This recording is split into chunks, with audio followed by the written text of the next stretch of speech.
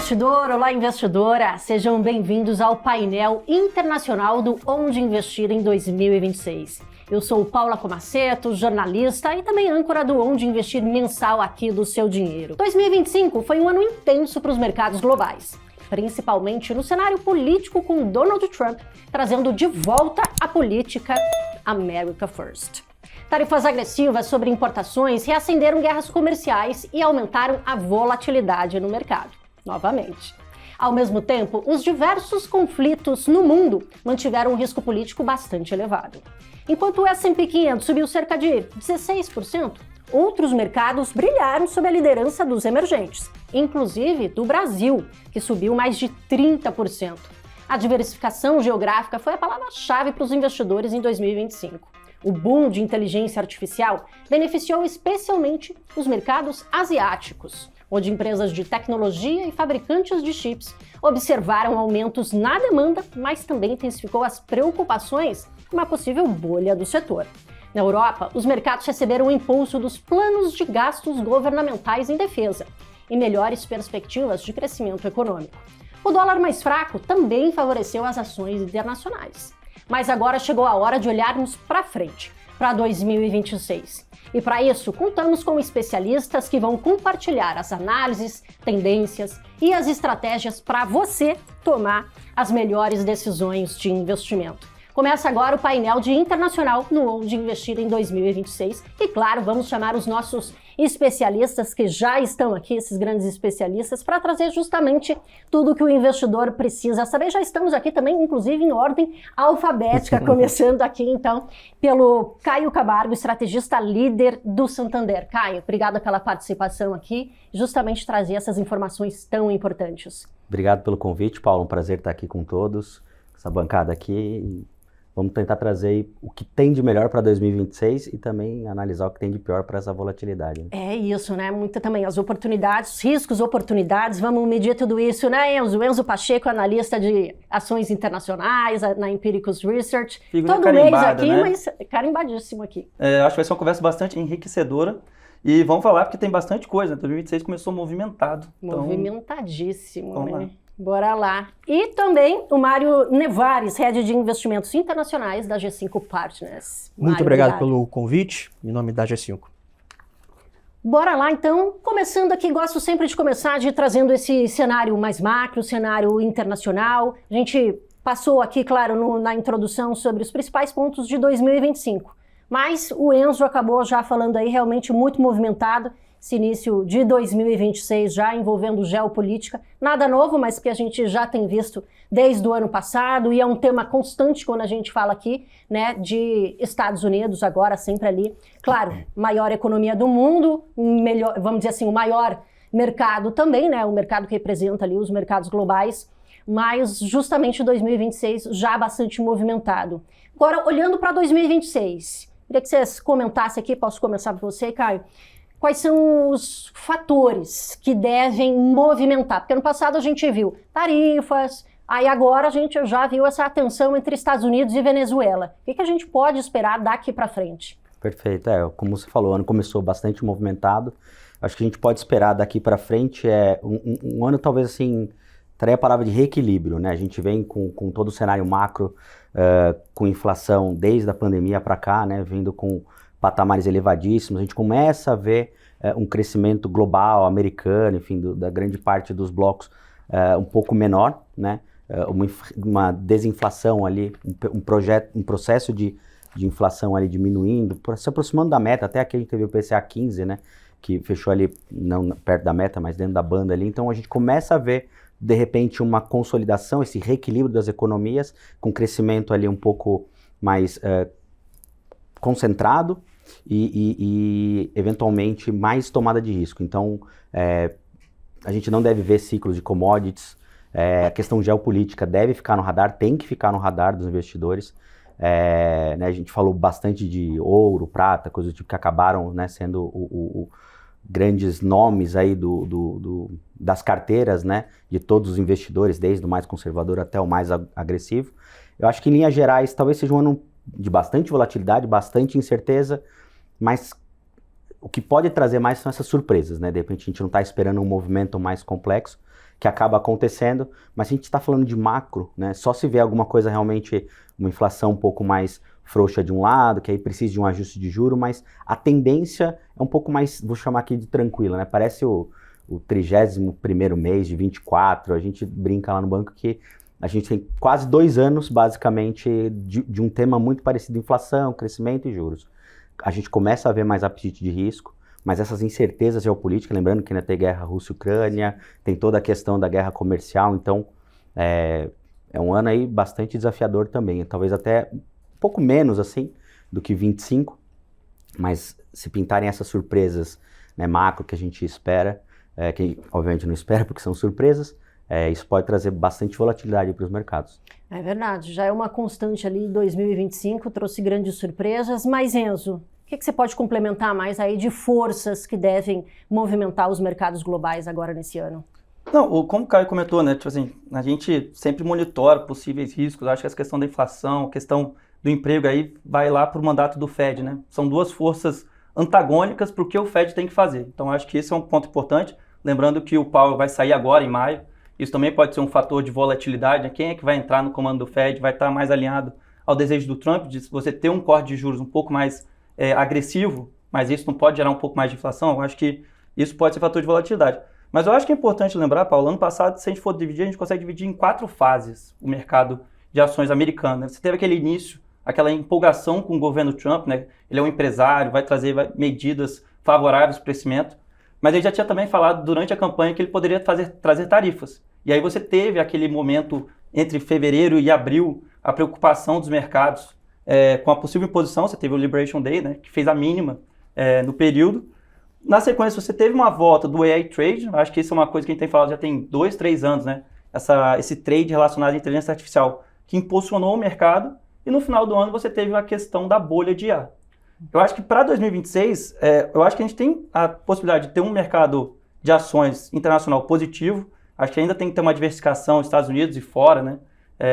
Vários mercados tiveram uma performance fantástica no ano passado, Espanha, Alemanha, mercados europeus, China, emergentes, como se falou, mas ainda assim você tem que ter uma exposição ao mercado americano, né? Acho que as principais empresas hoje, quando você fala de IA, e ainda vai ser um vetor importante para 2026, estão nos Estados Unidos. Então, você pode questionar se o valuation atual é elevado ou não, pode ter um D-rate, né, uma coisa pouca, mas ainda devemos ver crescimento das ações de lucro, né, para 2026, o que pode impulsionar os mercados para novas máximas. Muitos assuntos para a gente entrar no detalhe aqui no decorrer do nosso painel, mas, Mário, também queria um pouquinho da sua percepção para 2026 e já trazendo um pouco, né, o acontecimento mais recente, já falei aqui, mas Estados Unidos, Venezuela, a gente viu, né, uma preocupação maior, Donald Trump falando muito ali, né, do petróleo venezuelano, trazendo ali, né, certa preocupação também. Um assunto novo, mas tão novo ali, né, Donald Trump mais o petróleo, isso aí inserindo mais incertezas. A sua análise aí, como é que vocês estão se preparando ou já trabalhando para esse ano? Claro. Bom, acho que para 2026 a gente está otimista, tanto na parte de equities, como os dois aqui comentaram. A gente tem todo um lado de crescimento de lucro das empresas, de forma geral, Estados Unidos, Europa, em alguns setores específicos, mas principalmente Estados Unidos e mercado emergente. Então a gente está mais otimista com a bolsa em si. Eu acho que a gente tem um nível de juros hoje que tem um bom yield para os investidores carregarem por mais tempo. Então agora a gente tem uma discussão de redução de juros nos Estados Unidos e em outras praças também, né? Então tem um lado de uma discussão de inflação, né? O quanto que o Fed vai conseguir reduzir os juros. Então a gente está otimista com esses dois lados, tanto de ações quanto a parte da renda fixa. E olhando um pouco assim de risco, acho que todo mundo aqui comentou riscos importantes, geopolítico, inflação, que a gente tem que ver o número cedendo, desemprego aumentando, mas tem crescimento de CAPEX em inteligência artificial, que isso aqui é um tema que eu acho que está só começando. Essa discussão de bolha, aí eu acho que é muito mais em bolsos específicos, a gente pode discutir se está muito esticado ou não, mas de forma geral, as empresas, as Big Techs estão entregando lucro. Até eu vou dar um exemplo aqui, a NVIDIA, que é, enfim, não preciso ficar falando muito aqui. Eu lembro que no final de 2023, a NVIDIA subiu 200%, uma coisa assim, uma loucura. Então teve muita gente discutindo, tá muito cara porque o preço sobre o lucro está muito caro. Em 2024 ela subiu 170%, um negócio meio enorme. Em 2025 subiu mais 40%. Então as empresas estão lucrando, entregando lucro. É uma discussão que a gente tem o quanto que vai perdurar isso, mas enquanto isso tiver no jogo, assim, tem tudo para equities, né, ações continuarem performando bem. Sobre Trump, Maduro e etc., eu acho que, de forma geral, olhando para o globo, né, olhando como ótica do investidor brasileiro olhar, assim, eu acho que não deveria afetar muito as suas decisões de investimento, mas obviamente que é um fator para a gente monitorar os desdobramentos disso, que é o quão fundo o Trump vai na América Latina e etc. Mas assim, de fato, a gente começa o ano, né, com bastante volatilidade de novo. Pouco mais preocupante no caso do Brasil, então. Até por estar aqui, eu digo mais como, né, até referência geográfica, então, né? América Latina, Donald Trump já vinha sinalizando muito, claro, não vou entrar muito nessa questão geopolítica, mas já vinha ali sinalizando há muito tempo essa tensão toda aí com a Venezuela, não é de agora, mas claro que ali a missão militar acabou surpreendendo a gente, principalmente ali no terceiro dia do ano. Mas a gente, focando um pouquinho mais aqui então em mercados, né? A gente acabou falando um pouquinho aqui de emergentes que foram muito bem em 2025.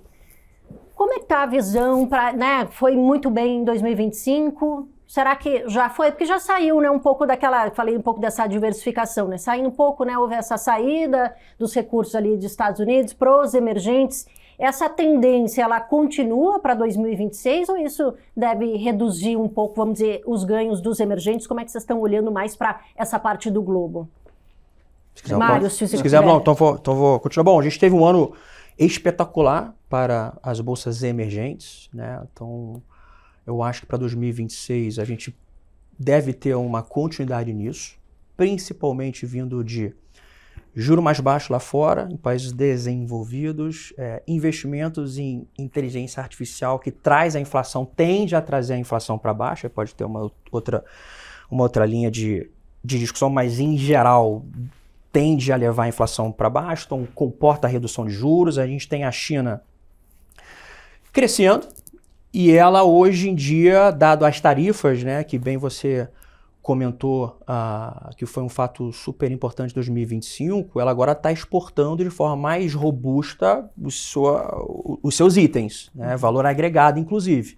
Então, ela acaba que está exportando deflação também.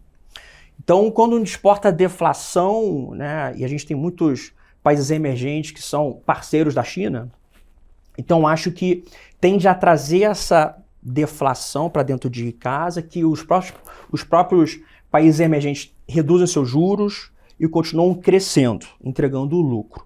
Óbvio que mercado emergente é mercado emergente. É imprevisível, você tem que olhar país a país, tem gente que está entregando reforma, outros não. Então é um lado um pouco... você tem que olhar caso a caso. Mas de forma geral, é um lado, acho que é um 2026 também positivo por essa ótica. Quando a gente fala de emergente, eu acho que tem que meio que segregar, né? Se você for pensar América Latina, na América do Sul, muitas dependem de commodity. Então, assim, depende muito do cenário de commodity. Qual a commodity? Você tem o cobre ali no Chile, que pode se beneficiar dessa revolução tecnológica, né? Tanto carro elétrico quanto essa necessidade de energia para alimentar o sistema de inteligência artificial. Então, a gente está vendo aí o cobre fazendo máximas recentemente. O ouro, que parece uma questão também importante da Venezuela. Talvez também os países que têm reservas de ouro possam se beneficiar. Mas eu acho que o ponto da China, a gente tem que ficar bem atento, né? É uma tese que a gente já traz aqui bastante tempo na Empíricos. Eu até cunhei um termo recentemente do yakisoba, né? Que é o trade de IA na China. Pode até gerar uma questão se é yakisoba é japonês ou é chinês, mas enfim, eu vou fazer esse termo ficar grande ainda. E em teoria, o macarrão original é da China. Então assim, já tivemos diversas discussões desse tempo, cara. Mas assim, entrando no mérito, né? A gente tem visto essa dicotomia, né? Você vai ter uma IA ocidental e uma IA oriental. Ano passado, vamos lembrar, a gente teve o DeepSeek, que também gerou bastante volatilidade no começo do ano. gerou aquele questionamento, não vão precisar de tantos chips em vídeo? Não, ao contrário, você vai aumentar a demanda por chips, né? Se você não precisa de tantos chips para fazer a tarefa anterior, você pode realocá-los para outras atividades. Então, você já tem visto o próprio governo chinês fazendo discursos para você ter um avanço tecnológico muito importante nesse campo. Então, as grandes empresas de tecnologia da China, que até pouco tempo atrás eram vistos com maus olhos, né? Porque, estão usando muito, os jovens estão jogando muito, não estão fazendo coisas, digamos assim, úteis para o país. Agora, são altamente importantes para poder investir nessa capacidade de processamento e de desenvolvimento de modelos. Então, você tem uma Alibaba indo muito bem, uma Baidu, que tem um problema bem parecido com o do Google lá atrás, que a receita ia ser impactada pelos sistemas de inteligência artificial, tirando as pessoas do seu mecanismo de busca, mas ela tem lá o seu Ernie, que é um modelo de linguagem, né, que também está sendo bem utilizado no país. Então, é um mercado gigantesco, com diversas empresas podendo utilizar os produtos locais. Então, acho que esse vai ser um tema muito importante para 2026, essa continuidade, né, dessa dicotomia. Você vai ter a IA oriental, lá da China, e a IA ocidental. E quem é que vai vencer? Sei lá, né? Se você tivesse sul global, a gente vai utilizar a tecnologia americana ou a chinesa? Então, acho que você tem uma perna nos dois países para poder aproveitar essa continuidade do movimento em 2026. E, eventualmente, até nesse ponto de uma e versus a outra, né? Vão diversificar até na IA, né? Eventualmente você tem uns usos mais específicos para uma que para outra, então a diversificação fugindo até um pouco de mercado financeiro, indo também para essa ponta, né? Acho que, e até para sumarizar aqui um pouco, que eles já trouxeram super bem, né? O Mário falou aqui sobre a questão de juros, né? Quando a gente olha o carrego, né? Pensando em dólar mais 3,80, dólar mais 4 e pouco, é um carrego super interessante, mas pensando justamente nessa curva longa que deve fechar, por conta do que a gente já falou de macro, né? O recurso mesmo dos investidores institucionais, né, aquele que gira ao redor do mundo, deve continuar assim indo para emergentes. Né? O Enzo trouxe aqui, obviamente, a questão, às vezes, de um emergente Índia, China, versus Chile, Brasil, Colômbia, que estão em momentos diferentes, tanto de economia como fiscalmente falando. Então, claro, o investidor acaba não conseguindo mergulhar muito a fundo, né, nessas teses, mas de maneira macro, eu concordo, acho que emergente deve ser uma bola da vez, não sei se talvez na mesma magnitude, mas indiferente do que seja, né, eu concordo muito com o que você falou. Tem que ter bolsa americana? Sim, mas tem que ter... Eu fiquei no começo do ano nem tanto. A gente tinha um call de Europa lá no Santander, já desde o início do ano passado, principalmente por conta do fiscal alemão e etc. Depois arrefeceu, a gente quase deixou essa tese mais de lado.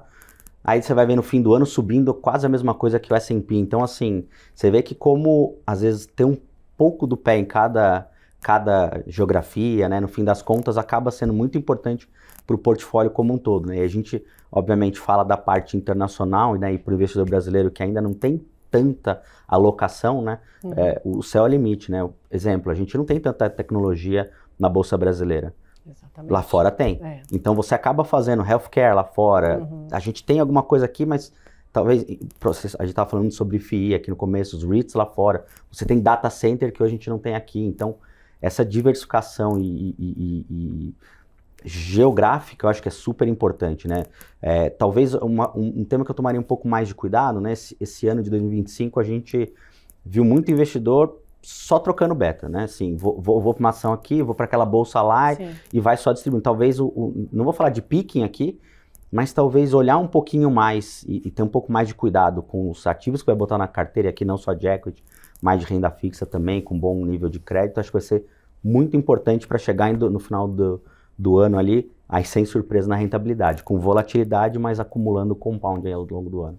Perfeito. Eu queria continuar um pouquinho mais nessa questão de inteligência artificial, claro, né? Surge sempre a pergunta quem que vai ganhar essa corrida, né? Que a gente também, o Mário acabou comentando a questão dos valuations também, né? Assim, sempre tá caro, a gente sempre se questiona exatamente, há 3 anos, 4, a gente fala, não tá caro demais, mas continua subindo, justamente mostrando esses resultados. O caso de DeepSeek, como o Enzo falou também, na China.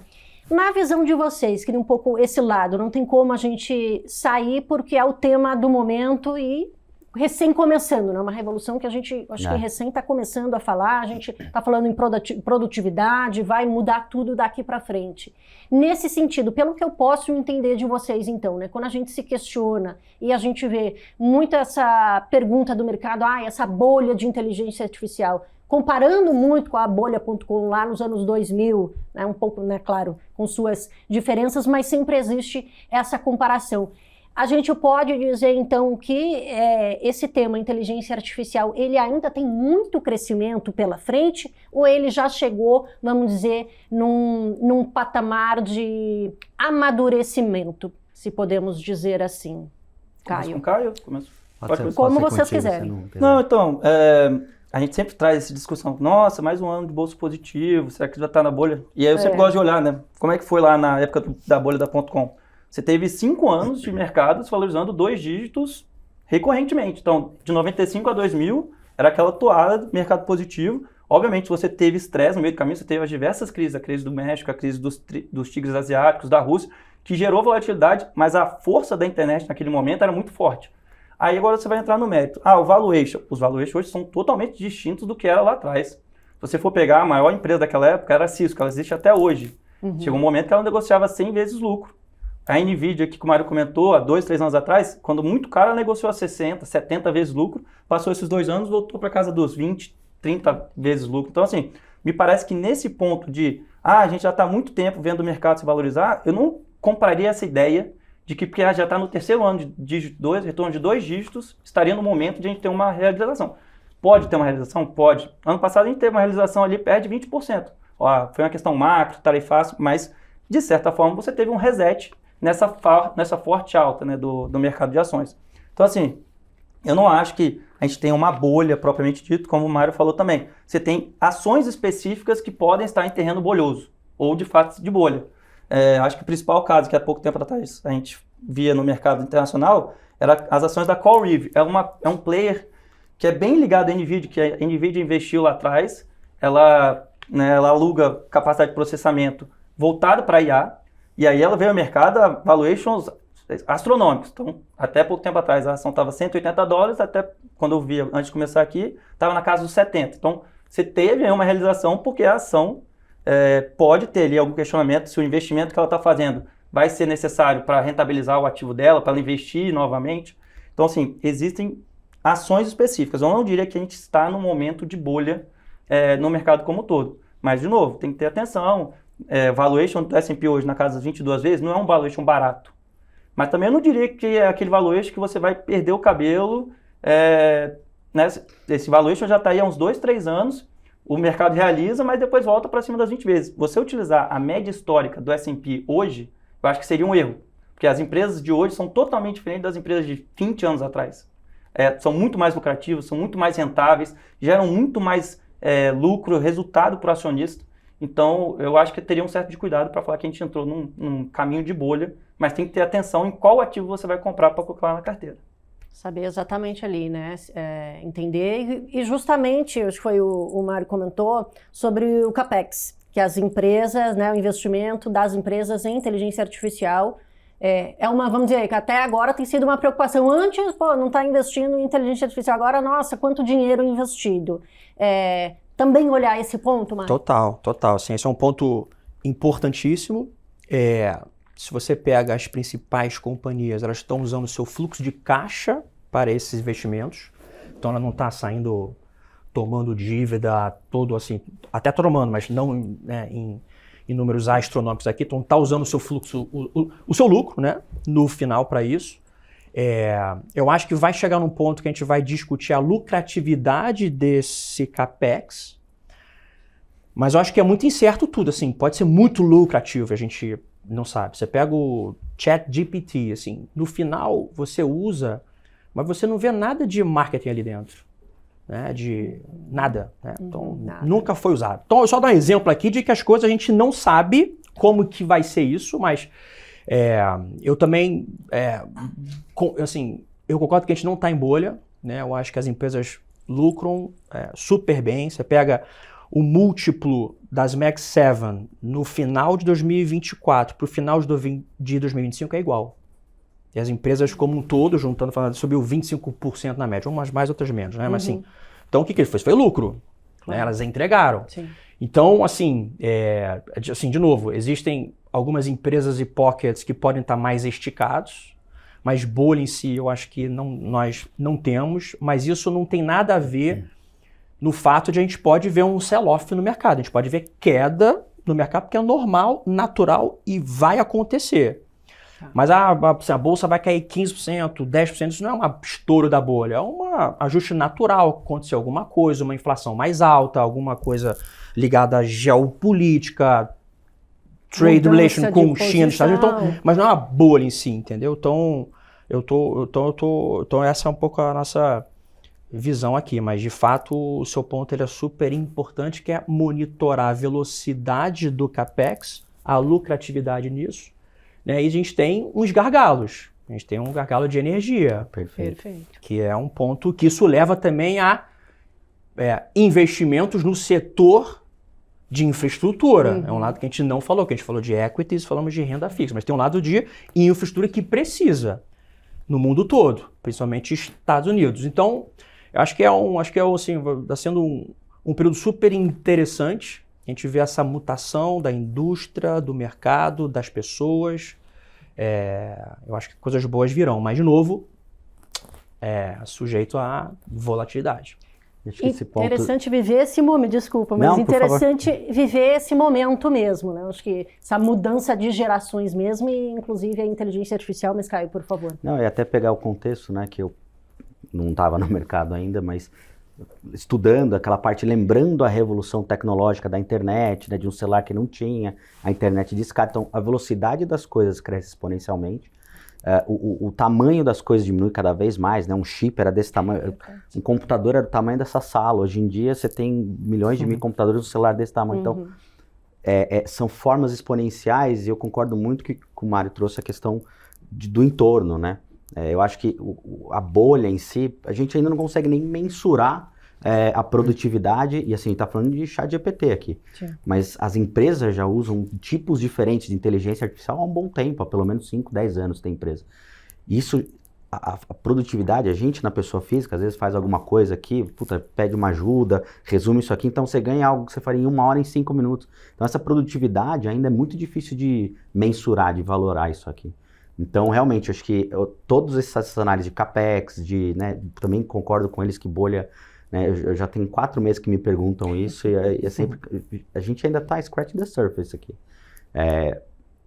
Porque isso começou a tomar esse gosto da população justamente há pouco tempo, né, e toda essa escala, enfim, por isso que eu até comentei de REITs, né, data center lá fora, aqui no Brasil a gente nem discute nada disso ainda, então...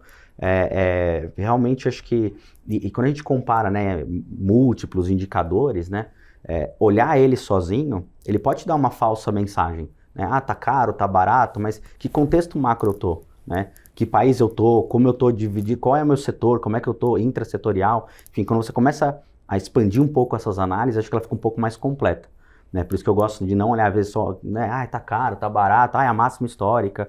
Eu sei que são headlines legais, que as pessoas são atraídas por isso, mas na hora de fazer uma análise, acho que é muito mais do que só o número, né? Tem que analisar, a gente teve subindo aí NVIDIA, tudo relacionado a IA, subindo 2 dígitos no mundo de taxa de juros americana 5. Então, você tem esse contexto que é diferente. Imagina com uma taxa de juros mais baixa. Como é que fica a alavancagem dessa empresa, que daí vão tomar mais crédito para melhorar seu capital. Enfim, então, acho que realmente a gente está mudando um ciclo econômico aqui que pode trazer ainda mais surpresas positivas para a tese. E eu acho que o mundo vem se adaptando e discutindo junto. Então, não é como os .com lá que começou a internet e todo mundo comprava, nem sabia o que está comprando. Hoje já tem uma seletividade maior. Você já pensa, poxa, mas e a energia, né? E o data center, e a capacidade? Então, você começa a ver o entorno também sendo questionado. Então, não é uma singularidade, compra porque está subindo, né? Você sabe os nomes e também compra aquilo que, né, mesmo a tese de ouro ano passado, né, via muita gente comprando ouro, mineradora. Então, você começa a sair um pouquinho até para se proteger ou mesmo alavancar seu lucro. Então, eu acho essa uma discussão bastante interessante e concordo, sim, AI Tá nem perto de bolha ainda. A gente falou bastante de inteligência artificial e eu acho que é um ponto importante, eu acho que demanda um pouco mais de tempo para a gente falar, mas agora falamos de emergentes também, focar um pouquinho mais Estados Unidos. Afinal de contas, né, é o mercado que manda. E queria falar um pouco, começando ali pelo dólar, né? A gente viu a fraqueza do dólar em 2025, não só em relação ao Brasil, aqui a gente teve, né? Começamos o ano acima dos R$6, voltamos ali para 5,50, enfim, temos um pouco mais de estresse nesse comecinho, né? A geopolítica aí impactando muito. Claro que, né, quando a gente fala de dólar, não é a pergunta que eu quero fazer, quanto que vai chegar o dólar, não é isso, a gente sabe, mas como investidor olhar para o dólar, né? Queria um pouco da visão de vocês, Mário, se puder começar. Claro. E, exatamente, né? A gente tem aí 5,50, perspectiva, vamos dizer, como, né, se ajustar a todos esses fatores, mas olhando, claro, para o dólar. Claro, eu acho assim, não falando de dólar versus real, vou falar dólar versus mundo, assim, talvez fique um pouco mais fácil. A gente teve o ano de 2025 com uma queda do valor do dólar versus uma cesta de moedas ao redor de 10%, né? As pessoas, eu acho que se assustaram muito e tinham que se assustar mesmo, né, com o que aconteceu com as tarifas e etc. todos. Mas eu acho que é um ciclo, para mim, é um ciclo normal que acontece, o dólar perde valor em algum momento do tempo, depois ele volta a ter valor. Então, acho que é uma oscilação normal, embora está por detrás disso, são as tarifas, juro mais para baixo, a gente tem aquela discussão do Fed independente ou não, assim, tem uma discussão, e a gente tem um déficit fiscal grande lá fora, então, lá nos Estados Unidos, então no final isso leva, né, o dólar a ser um pouco mais fraco, mas eu olho mais de um jeito que é, assim, você não tendo dólar, qual moeda você vai ter? Né? Para onde você quer ter, assim, lá fora saindo de reais, qual moeda você quer ter para os próximos 50 anos? Então, no final quem você acha que vai ter um crescimento robusto, um ambiente institucional importante, um país pró-business, inovação, investimento, como ter unidade, né? Por exemplo, a gente está falando um pouco de Europa aqui, eu tive algumas vezes lá fora, Europa e tudo, em algumas conferências, e dá para ver que não tem uma unidade perfeita, Espanha com a Itália, com a Alemanha, cada um pensando um pouco no seu, tentam ter unidade, mas não é isso. No final, relativamente aos Estados Unidos é muito robusto, então cresce bastante. Então, eu acho que o dólar vai continuar tendo um papel relevante no portfólio offshore dos clientes. Eu acho que vale a pena ter algum tipo de diversificação aqui, mas no final eu acho que o cliente tem que pensar, fora o dólar vou ter o quê? Aí você pode ter a moeda da China, que é uma outra discussão. Tem muitas oportunidades lá também, tá? Mas como moeda, né? Então, então eu vejo mais para um lado de um lado de normalidade, de uma depreciação do dólar. Pode continuar tendo esse ano de novo uma depreciação, mas eu acho que a gente tem que ter um horizonte mais de longo prazo para nós brasileiros investindo lá fora. Eu acho que esse é o ponto principal aqui. Sobre real, aí de final, esse lado mais difícil para mim. Discutir para que nível vai, depende, né? São duas moedas. Brasil aqui, a gente tem agora um processo eleitoral. Aí, de novo, a gente vai entrar aqui no lado local, que não é o foco, e tem um lado lá fora também. Não, e acho que um ponto interessante que o Mário trouxe, que eu compactuo da mesma forma. Quando sempre me perguntam de câmbio, alguma coisa, eu falo assim, eu acho que o viés para 10 anos é muito mais dólar para cima do que para baixo, contra o real, trazendo para cá. Então assim, tá 5,30, 5,40, 5,50... Esquece o preço. Primeiro que, como é que tá o seu percentual de alocação lá fora? Eu tô te indicando 30%, 20%. Eu tenho 2%. Então, cara, pode comprar 5,30 que você vai, espero que daqui tanto tempo esteja 8%, sua carteira já remunerou. Então, assim, eu acho que até antes de tentar acertar preço, né, que a gente tem muito esse costume, né, eu brinco quem vai viajar, eu tô indo viajar, será que eu compro hoje, amanhã, você comprar 10 milhões de dólares? Não, putz, 10 mil, 300 reais, então, assim... para o investidor alta renda brasileiro, acho que não é o que vai fazer a grande diferença.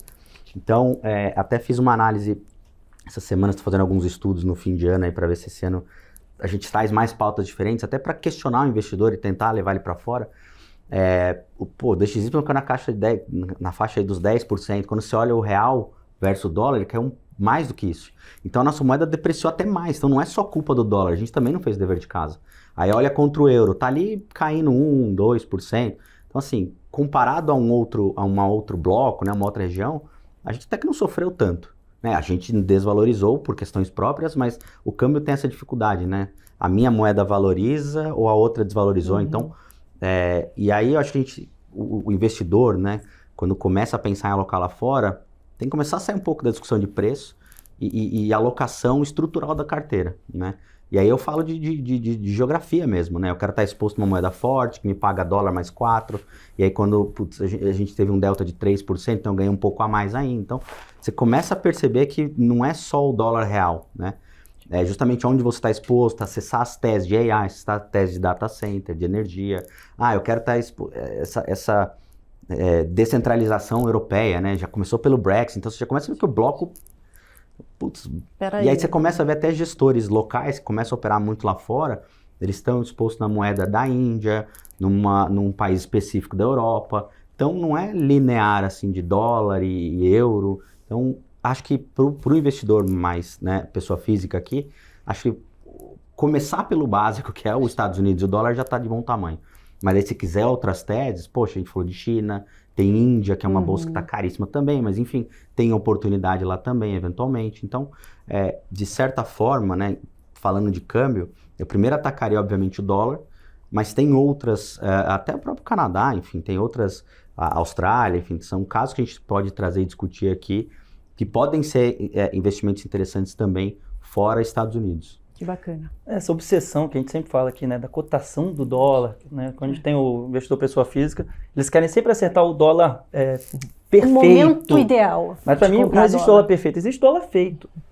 Existe o dólar que você vai comprar a 5,30, 5,40 e você vai investir lá fora. Você não está querendo ficar olhando só a cotação do dólar. Nos últimos 10 anos, o S&P se valorizou mais de 200%.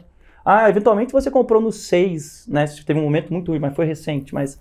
Ainda assim, você teria tido uma rentabilidade em dólar muito boa nesse período, né? Então, assim, eu acho que essa obsessão de você querer o dólar perfeito tira você da oportunidade de fazer vários investimentos ao longo do tempo que você rentabilizaria esse dólar. Perfeito. Então, eu acho que esse já passou da hora. Eu acho que hoje, né, existem formas muito simples do investidor investir lá fora. Se você pensar até 10 anos atrás, eu até concordo.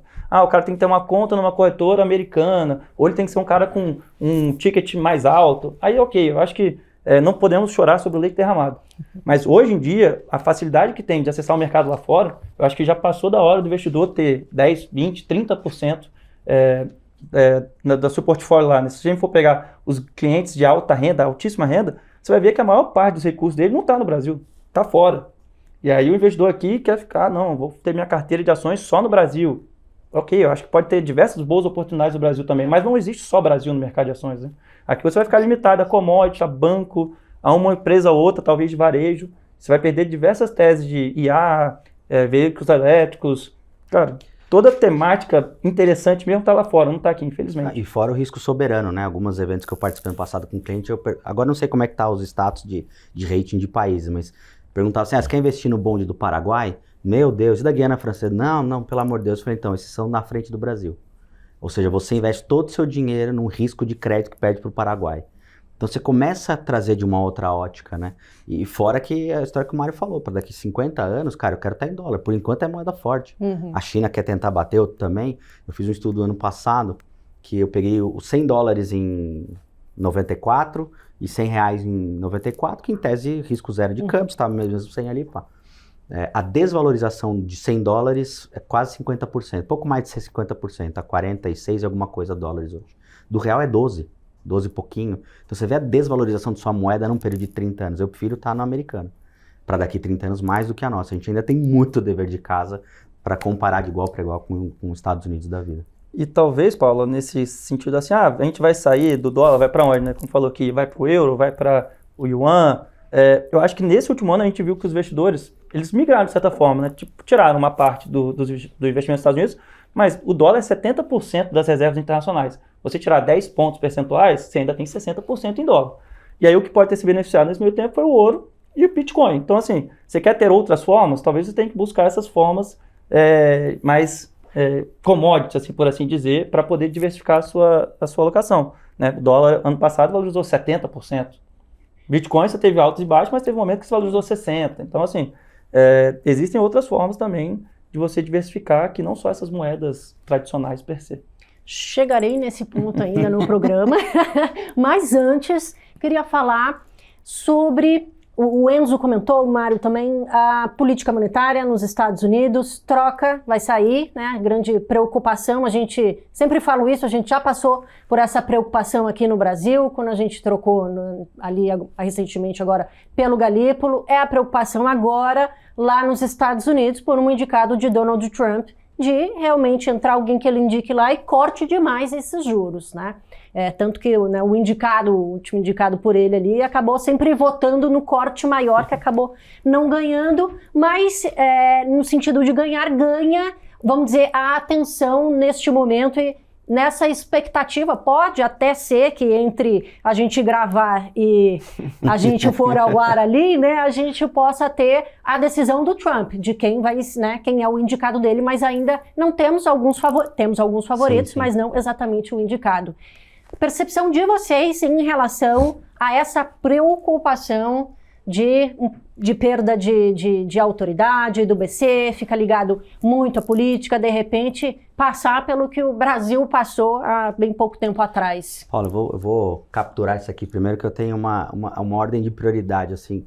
Quando a gente olha o BC americano, e concordo, né, ele quer tentar alguém que, como tinha o ruído do Galípolo lá atrás, enfim... eu talvez, assim, olhando para o cenário externo, estou muito mais preocupado com as eleições de meio de mandato ali, que eu acho que podem trazer um impacto muito maior, macroeconômico, fiscal e etc. Não querendo, obviamente, diminuir o peso de um presidente do Banco Central, longe disso. Mas, de qualquer forma, por mais alinhado que seja o Trump, ele não decide sozinho. Ele faz parte de um colegiado, ele é um voto. Então ele vai ter que ter um poder de persuasão, e ali já tivemos alguns dissidentes. Tudo bem que alguns dissidentes ali que são mais hawkish, talvez, né, até estão saindo, etc. Talvez fique realmente um Banco Central ali um pouco mais dovish. Mas eu espero para ver um pouco do que chancelar agora e falar, esse candidato, talvez mais Trump, o Banco Central vai ter alguma reviravolta. Acho que tem muita água, acho que quem está lá naquela posição, e acho que talvez uma das mais desejadas do mundo, né, por muitos economistas, ser o presidente do Banco Central, e também na mesma proporção de que não quer. Porque você está no holofote ali, você está com a decisão praticamente dos juros mundial, e não é um serviço fácil, né? E diferente daqui que só a inflação, você equilibra emprego e inflação. Então você vai ter todo esse contexto e não sei, obviamente eu estou acompanhando, mas eu, sendo bem sincero, eu não estou assim, extremamente preocupado, porque é uma pessoa e ele vai ter que usar a persuasão para os outros membros, né? Então talvez aumente um pouco, mas nem data tem para decidir, né? A gente teve 2 meses de suspensão de dados e eu acho que esse ano de novo. E aí não vai ter nada automático, assim, de ciclo, de os próximos 3, 4 meses vai ser de corte, por isso. Acho que os dados vão ser muito... Acho que cada reunião vai ter uma especiaria ali, um tempero diferente para a decisão do Banco Central. Então, talvez esse papel, que realmente é muito importante, acho que fica na minha cabeça, não vou chamar de secundário para não diminuir tanto, mas eu tenho outras prioridades para olhar o cenário americano do que o BC hoje. Perfeito. Eu trouxe à tona no começo da conversa, mas como o Caio falou, né, ele é o líder de um colegiado. Ele é um voto dentro de 12. Então, você já tem visto, né, diversos outros membros que vão continuar no ano que vem se posicionando não talvez tão favoravelmente a um corte de juros. Então, assim, é uma discussão constante. Não é algo que botei lá e vai cortar. As pessoas, às vezes, ficam relacionando com a década de 70, né? Perfeito. Quando você teve o Arthur Burns, que ele assumiu e aí ele cortou os juros, você teve aquela inflação que chegou acima de 2 dígitos. Você teve que, de fato, depois o Volcker entrar, colocar o juro também acima de 2 dígitos. O próprio Volcker que trouxe para cima, né, na mesma ponderação. E aí, o que eu penso assim, às vezes parece, né, para o candidato, né, a gente tem falado muito atualmente do Kevin Hassett, que ele é do diretor do Conselho Econômico Nacional. Ele era um cara muito bem visto na academia, mas as últimas falas dele têm assustado um pouco, porque ele está se alinhando um pouco mais com a fala do Trump. Mas isso não significa que quando ele chegar lá, ele vai de fato tomar essa decisão, né? Às vezes parece muito mais uma forma de você se candidatar bem para essa posição, mas quando você chega lá, você tem a institucionalidade do cargo. Você não pode chegar e tomar qualquer decisão a torta é direito porque você é o presidente do fundo. Não. Então, assim, eu não sei se é um medo secundário da minha parte, como é do Caio, acho que a gente tem que monitorar, mas não é algo também tão direto e reto que vai entrar alguém, vai cortar juros, a inflação vai voltar. Não. Lá atrás também o Fed era muito menos transparente do que era agora, não tem esses comunicados, não tem essas falas dos outros membros, então é uma coisa que vai estar muito no escrutínio, e quando está muito no escrutínio, dificilmente você vai ter um cisne negro, a gente fala, um evento totalmente inesperado. Né? Você poderia colocar ele como um cisne cinza, né? Alguma coisa que pode vir, mas... Um cinza a pintar, né? Um cisne a pintar ali. Exato. Então, assim... E um ponto que eu achei interessante, né? Uma coisa é o cara atrás falando, é a mesma coisa que você jogar algum jogo, né? Um carteado, alguma coisa, sem valer dinheiro. Você fica corajoso. Agora, bota dinheiro na mesa, vamos ver se você vai... Bota seu nome, vai dar uma reputação aí, ali. Então, é o cargo mais disputado, mas... Mais olhado Você vê presidentes dos bancos centrais que vão ser lembrados pro resto da vida, pro bom, e tem outros que vão ser pelo ruim. Que lado você quer estar? Então, a gente tem toda essa discussão. E Mário, você está também Não, eu menos concordo com os preocupado? dois. Não, eu concordo com os dois, assim, no final, assim, existe essa discussão, perda da independência e tudo, eu não compro muito isso. Tá. Mas tem essa discussão, Sim, né? sim. É fascinante falar isso, né? Principalmente por nós aqui brasileiros, que tem o nosso Banco Central, então é gostoso falar, mas lá fora, nos Estados Unidos, eu não acho muito disso. No final, existe uma vontade de querer reduzir os juros de forma natural, como um político. Mas eu acho que lá o pessoal não brinca muito com a inflação, não, porque isso, de fato, perde popularidade, é um negócio que arranha muito a renda das pessoas de forma imediata, não tem nenhum gatilho que, não, então eu vou ter agora... Sim. E pensar foi 10, eu vou ganhar mais 10, não tem isso lá, então perde na hora. Então é uma outra brincadeira fazer isso, cair o juro sem ter o porquê. Então, eu tô mais... E o Caio comentou também essa questão das eleições de meio de termo, né, que nas últimas pesquisas tem indicado que os democratas teriam subido. E eu tenho uma preocupação, se você deixar a inflação voltar, isso bate na época da eleição, isso pode ser um tiro pela culatra para o próprio Trump, né? Você vai perder a maioria no Congresso. Então, assim, o Trump, naturalmente, ele gosta de juro baixo. Ele é um cara que veio do mercado imobiliário. Então, para ele, quanto menor juro, melhor. Então, assim, ele lá atrás, quando ele foi o primeiro presidente, quando ele colocou o Powell, ele queria juro menor também. Mas aí o Powell teve que fazer o serviço dele. Então, assim, uma coisa é o que o Trump fala, o que ele gosta de mostrar, ele é um cara que muito da economia da atenção, né? Então, assim, vamos falar aqui, vai sair um absurdo, mas enquanto isso eu tô fazendo outras coisas, tá? Então... E olhando até historicamente, né, a gente até fala de inflação, porque a gente tem inflação toda terça-feira. Lá, 40 anos de ciclo de inflação, então eles também não sabem lidar direito. Eu lembro agora, no fim da pandemia, eu vendo um gestor de equity lá fora, bastante famoso, ele falou assim, cara, pela primeira vez em 60 anos eu tô tendo que operar renda fixa, porque o equity não tá dando certo. Então, assim, ele começou a ter que migrar de uma forma nos juros, na subida de juros, e justamente esse impacto inflacionário para eles pega muito mais pesado. E aí o americano não tem brincadeira, pegou ali, o cara não tem essa de, disputa 10%, eu vou ganhar aqui, fazendo, isso não existe. Então, aqui a gente já está mais acostumado com inflação e qualquer coisinha ali, né, a gente acaba lidando muito bem. E para finalizar, porque aqui a gente, assim, o nome do programa é isso, a gente falou ali de tudo, falamos de fora do radar, mas e juntando todos esses ativos, né, a grande pergunta que fica para 2026, queria um resumo de vocês três, onde investir no cenário externo em 2026? Vou de novo tomar aqui. A gente sempre busca, né? Eu já escrevo texto de fechamento, início de ano já tem um tempo. Foi o ano da renda fixa, vai ser o ano do equity. Eu acho que esse ano de novo vai ser da diversificação. A gente começou pensando muito em renda fixa no passado. E eu acho que esse ano também vai ser a diversificação, a boa escolha dos ativos. Particularmente, olhando aqui uma classe, eu continuo olhando mais um pouco para a renda variável, gosto bastante da renda fixa, principalmente o ponto que o Mário trouxe ali no começo do papo, que é esse carrego de 3,80, 4, enfim, para o patamar americano já é muito bom. Então você carregar isso é muito legal, mas pensando eventualmente em alguém que quer expandir um pouco mais a carteira dentro ali dos limites de risco, eu acho que equity pode ser um caminho legal, mas assim, aí vai depender muito do perfil, né?